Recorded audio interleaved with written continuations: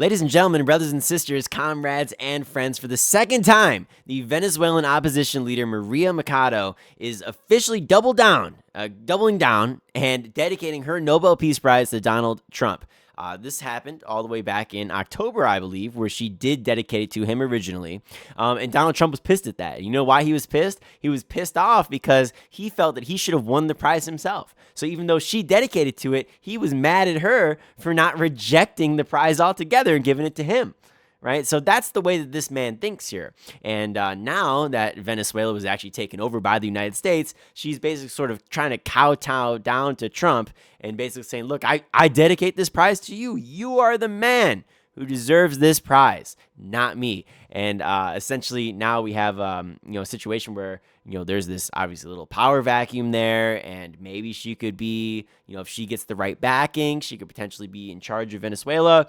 And so now I think that she's seeing this and it's like, oh man, like I got to double down and say, hey, look, Trump, look, you're the guy, man. We love you, dude. As much as she might not like the guy, or maybe even like the guy, who knows? But what I can tell you is a lot of people don't necessarily like this dude right now, unless you're Venezuelan, because a lot of people were upset. But in the same time, we do things wrong, right? When you go into a country, you also create a lot of enemies because you also bomb the living hell out of them. And so, we've already killed about 200 Venezuelans so far, and that's just the confirmed deaths.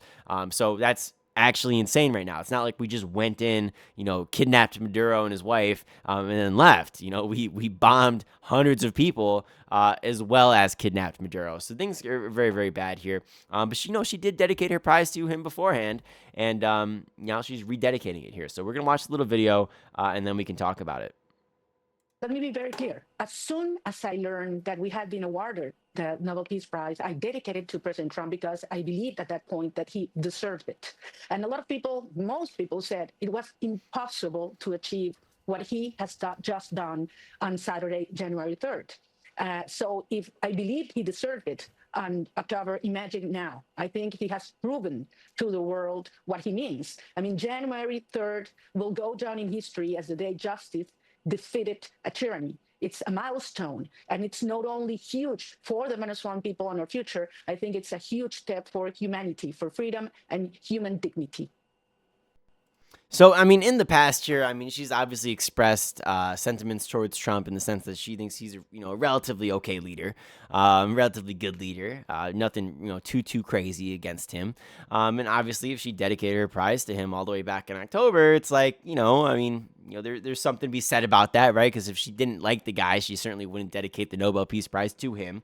So, there's something to be said there. But, when I look at this as just both an American as well as a global citizen here, one of the things I'm thinking about is, okay, it's like maybe this was a good thing that you took out Maduro. It's like, yes, no doubt, terrible human being. But in the same breath here, by taking him out, what have you done? Is it actually going to cause peace in the long term? And I think the answer to that is no. And you can look at it this way, right? If the United States can go into Venezuela with impunity and just literally kidnap a leader of a foreign government and try him under the laws of the United States, not even the laws of Venezuela, and then, go and, run amok throughout the country here and literally take it over permanently, until we, decide upon how we're going to facilitate these elections and whatnot. If you can do that, now what's stopping China from going into Taiwan? And what's stopping Russia from going into the Ukraine? Well, the answer is absolutely nothing. And so, like the way in which I look at this here is that it's probably not promoting peace. This was, a violation of international law multiple times over. And, I'm not even that big of a fan of all international laws. I think that there is some wiggle room there. And sometimes even the morality may even trump, certain laws that we do have that are relatively good. And so, this is somebody who's not even an absolutist in that sense, right? Who's saying this. But, when you think about it just from a lens of, I think just like basic empathy and just basic knowledge about the situation globally, when you have other powers who are being criticized constantly by the United States government and elsewhere for trying to take over more land, you're constantly yapping away, saying like, oh, these people are evil, blah, blah, blah, blah, blah, and then you do the exact same thing. It's like, well, what, now you're going to just be a hypocrite? No, you can't do that, right? Because, that's going to make you look bad. Or you're going to have to find some other reason to say, oh, well, China can't have Taiwan because X, Y, or Z. And we have to manufacture that consent with the people to make sure that they're not, upset at us for doing the same thing that we criticize others for doing. So I don't know. I mean, it's a relatively interesting question here.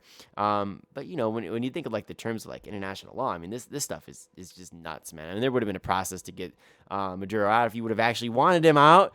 Instead, what do we do here? It's like, well, we're just gonna go in and literally topple over a country here, try them under U.S. laws instead. And it's not about the drugs, it never was. I mean, he pardoned the president of Honduras, who was actually convicted of the crimes, with relating to drugs, as opposed to Maduro, who's just indicted on them, right? So it was never about drugs. It was all about power. It was all about oil. I mean, it was about $17.2 trillion in oil reserves in the country. That's what it's about here. And don't let anybody kid you.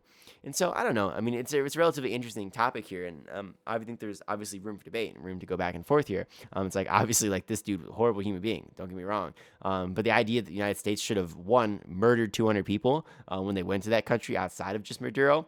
That's insane, and it's completely indefensible, right? So you could say, okay, well, they clearly don't have all the right intentions, because if they did, they wouldn't have murdered 200 other people. I think it's like 199 deaths right now that are like confirmed right now, which is just like insane. It's insane. So they wouldn't have done that if they actually cared, nor would they have, essentially taken over the country fully. In this regard, like we have, and again, like it's a slippery slope here. Like if you do this, what's stopping other people from doing this as well, right? In an age, the age of imperialism was dead for quite some time. Now it's revitalizing, it's coming back alive because of actions like this. So I don't really necessarily think that you can defend it.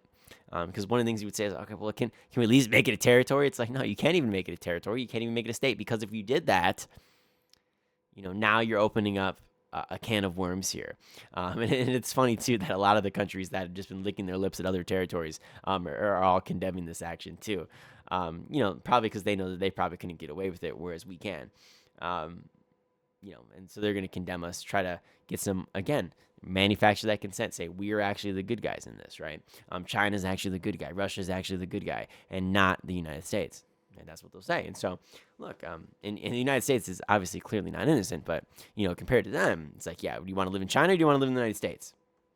Well, the answer is probably going to be the United States. I mean, I just saw something the other day of literal people whose, like, social credit's so low in China, they literally have no choice but to sleep on the streets.